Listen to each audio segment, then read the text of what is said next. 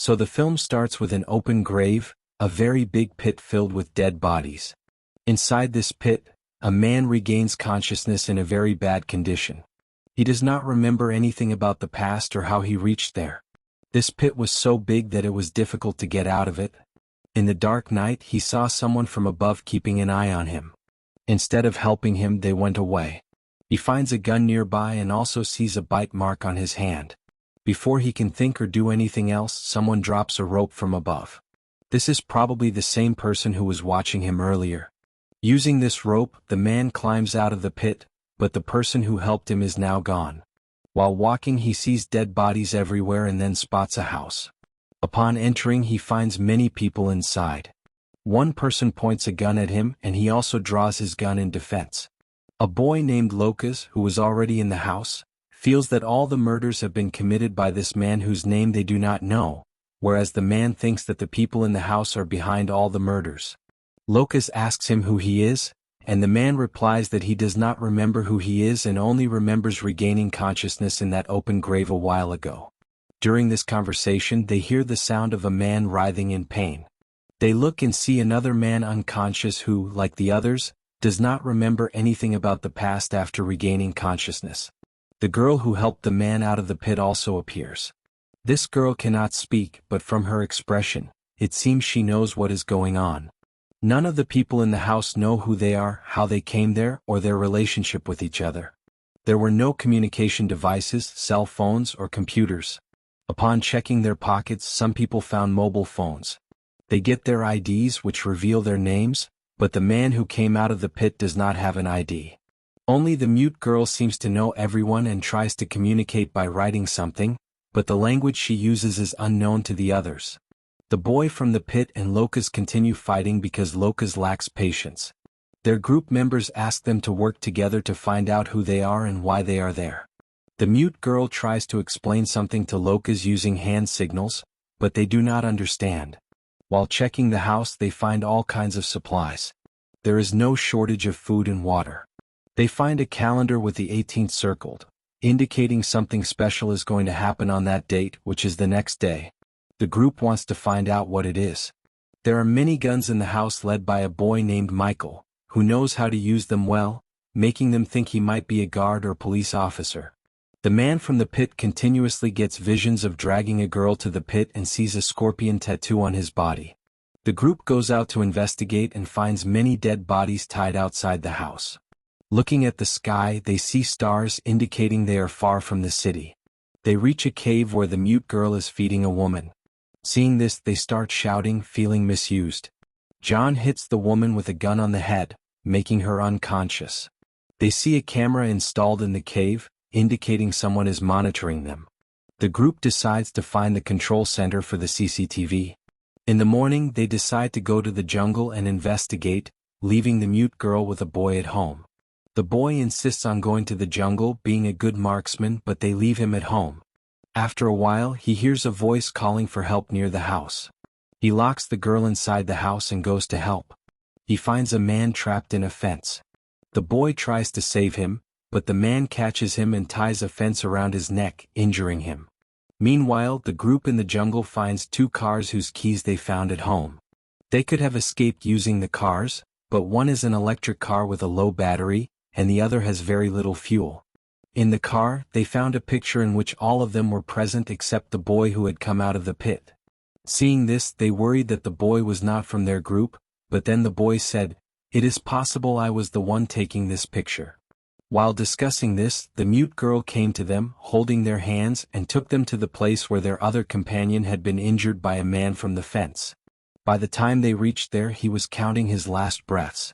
As soon as they arrived, the boy died and the man behind started shouting again. Seeing this, the man who came out of the pit shot him and killed him.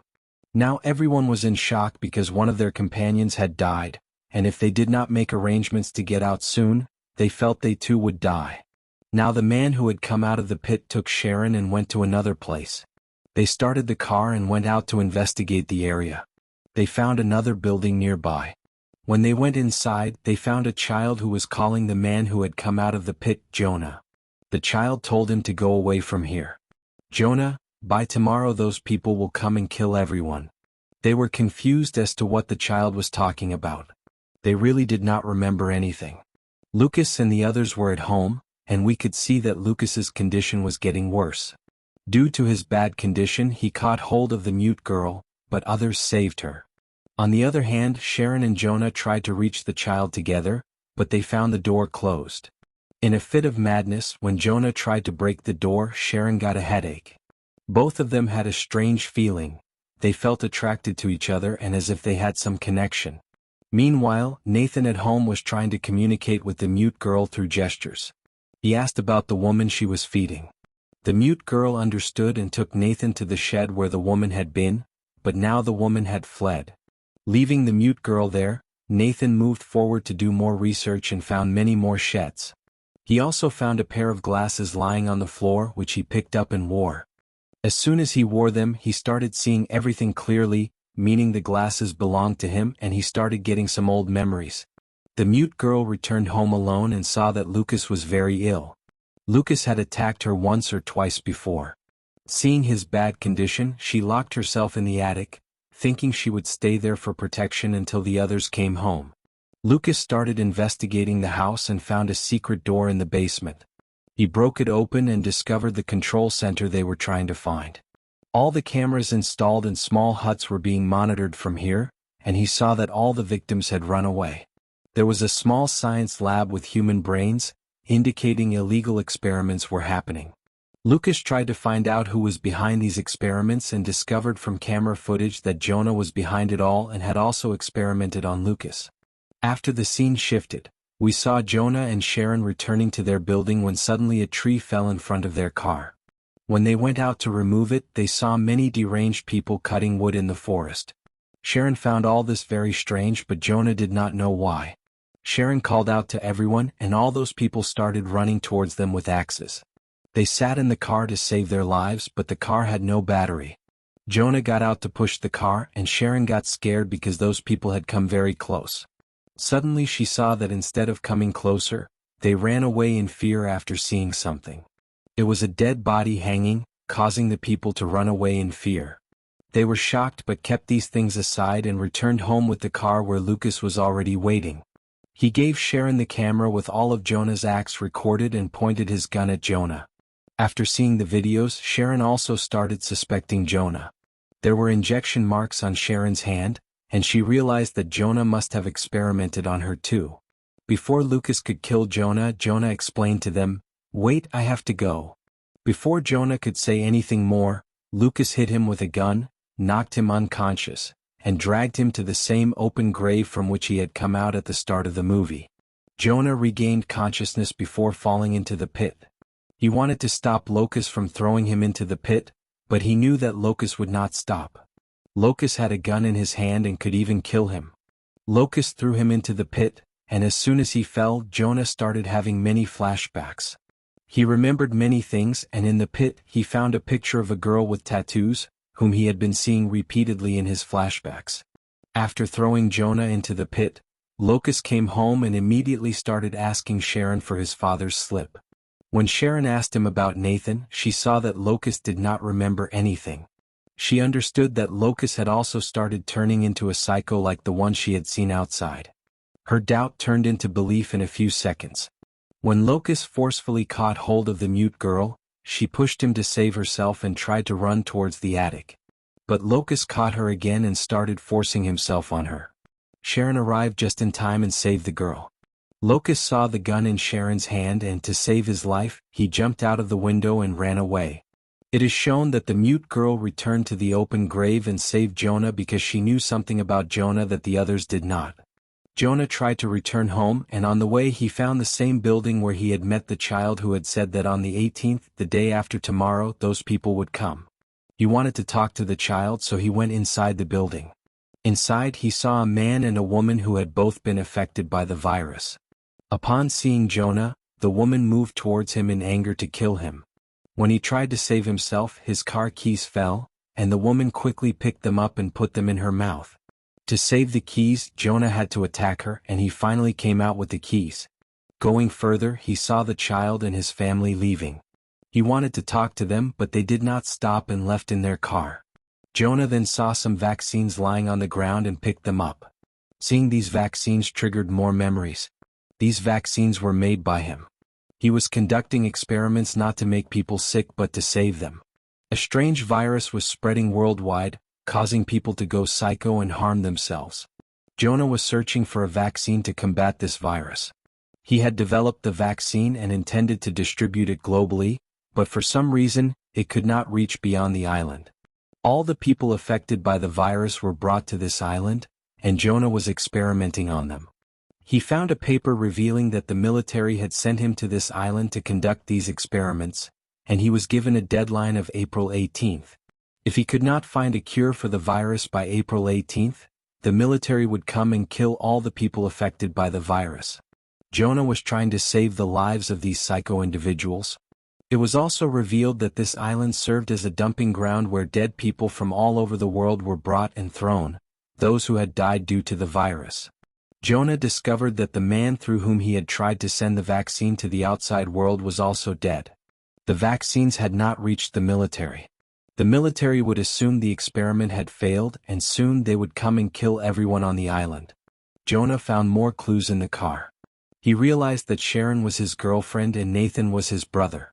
There were injection marks on all their bodies because Jonah had given them the vaccine to save them from the virus, which caused them to lose their memory due to its side effects. Before Jonah could tell all this to Sharon and Nathan, locusts chased him and tried to kill him. He was about to strangle Jonah, but Jonah grabbed a nearby stone and hit Locust on the head, killing him. We are then shown a flashback story that the whole group had come here to conduct experiments, but due to Nathan's mistake, an infected girl on whom Jonah was experimenting broke free. She was about to kill all of them, but Jonah killed her to save his life. The flashbacks Jonah kept having were of him throwing the girl into an open grave. He had come here to throw the girl into the pit, but an infected person killed him from behind. He was also pushed and thrown inside the open grave. It was very difficult to get out and all the affected people were lying around. To save himself, Jonah injected himself with the vaccine which caused him to lose his senses. After that, he regained consciousness in the opening scene of the movie which we have already seen.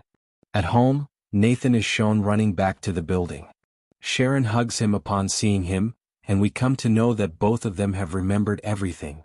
Sharon sits down and writes a note for Jonah because there are many affected people outside the house who could kill them.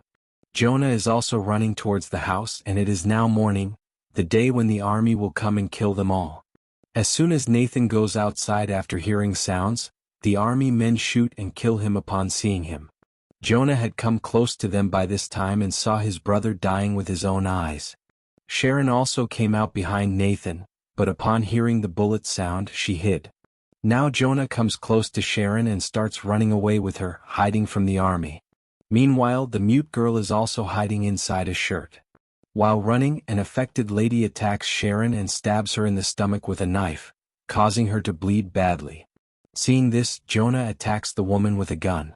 Sharon is bleeding badly, and Jonah cannot take her anywhere for help because the military has come to kill these people. Jonah now finds the safest place to be the open grave, which the military would not notice because it is filled with dead bodies. He brings Sharon there. Jonah gives Sharon the vaccine and an injection to make her unconscious so that even if the army sees them, they will appear unconscious. He also gives himself the vaccine and an injection of unconsciousness. Before becoming unconscious, Sharon gives a note to Jonah, in which she explains their whole past. As soon as both of them faint, the military men bring some dead bodies, including the dead body of the child who had repeatedly threatened Jonah. The military wipes out all the affected people and leaves. After some time, Jonah regains consciousness, and now he does not remember anything about Sharon. Sharon is shown to be dead, and Jonah is again in the same state, not remembering anything and having to figure out what is happening and why he is in the open grave. He reads the note Sharon had given him, through which he could find out about his past. In the note, Sharon had also written a secret that the girl was immune to the virus that was making everyone psycho, and Jonah was making the vaccines from her blood. However, since Jonah did not read that part of the note, he does not know about it and cannot ask anyone for help. He makes noises and this time the mute girl comes to save Jonah again. Just like before, she gives him a rope and takes him out of the pit. Now, the mute girl brings Jonah to a place where there are thousands of dead bodies. The story ends here with the mystery of whether Jonah will be able to remember everything and make the vaccine to save the whole world.